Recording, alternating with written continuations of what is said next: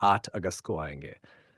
Tata Motors पहली वित्त वर्ष 26 के नतीजे, बड़ा बोर्ड मीटिंग ऐलान। टाटा मोटर्स की बोर्ड ऑफ डायरेक्टर्स की अगली बैठक 8 अगस्त 2025 शुक्रवार को तय की गई है, जिसमें 30 जून 2025 को समाप्त पहली तिमाही Q1 FY26 के एडिटेड स्टैंड अलोन और अनऑडिटेड कंसोलिडेटेड परिणामों को मंजूरी दी जाएगी। पिछली तिमाही की रिपोर्ट जो शाम 4:06 पर आई थी, रुचि को ध्यान में रखते हुए अब भी शाम 4 बजे के आसपास जारी होने की उम्मीद है। बोर्ड मीटिंग के तुरंत बाद कंपनी एक एनालिस्ट इन्वेस्टर कॉल आयोजित करेगी, जो कंपनी की वेबसाइट और BSE NSE पर लाइव किया जाएगा। JSW स्टील का धमाका, पहली तिमाही में मुनाफा दोगुना होकर 2,209 करोड़। JSW स्टील का पहली तिमाही वित्त वर्ष 26 अप्रैल जून में कंसोलिडेटेड नेट प्रॉफिट 2,209 करोड़ रहा, जो पिछले साल इसी तिमाही 867 करोड़ से दोगुने से भी अधिक है। इस बढ़त के पीछे मुख्य कारण है भारत में बढ़ी हुई बिक्री, 9% वर्ष दर वर्ष और ऑपरेटिंग खर्चों में कमी।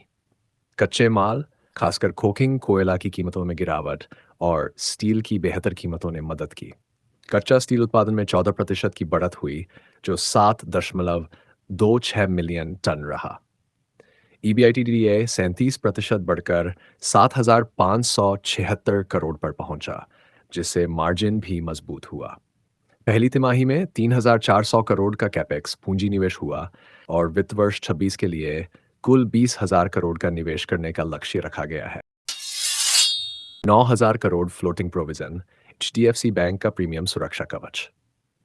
पहली तिमाही वित्त वर्ष 26 में HDFC बैंक ने 14,440 करोड़ की कुल प्रोविजन की, जिसमें से 9,000 करोड़ फ्लोटिंग इमरजेंसी बफर की तरह शामिल है।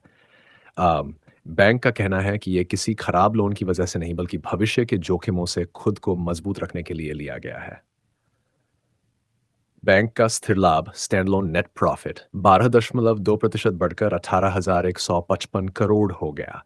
इसके पीछे NII में 5.4% की वृद्धि और ट्रेडिंग व फीस से आय में तेज इजाफा रहा। फ्लोटिंग प्रोविजन को बैंक काउंटर साइक्लिकल बफर बता रहा है, यानी बाजार की अनिश्चित परिस्थितियों में अभी तक की सबसे मजबूत स्थिति बनाने की तैयारी। 6 तिमाहियों में रिलायंस की बड़ी तैयारी, जामनगर में green energy giga factories. Reliance industries के चेयरमैन मुकेश अंबानी ने बताया है कि कंपनी जामनगर में स्थित अपने ग्रीन एनर्जी गीगा कॉम्प्लेक्स की पांचों यूनिट सोलर पैनल्स, बैटरियां, इलेक्ट्रोलाइजर, फ्यूल सेल और पावर इलेक्ट्रॉनिक्स फैक्टर बस अगले 6 तिमाहियों में शुरू हो जाएंगी।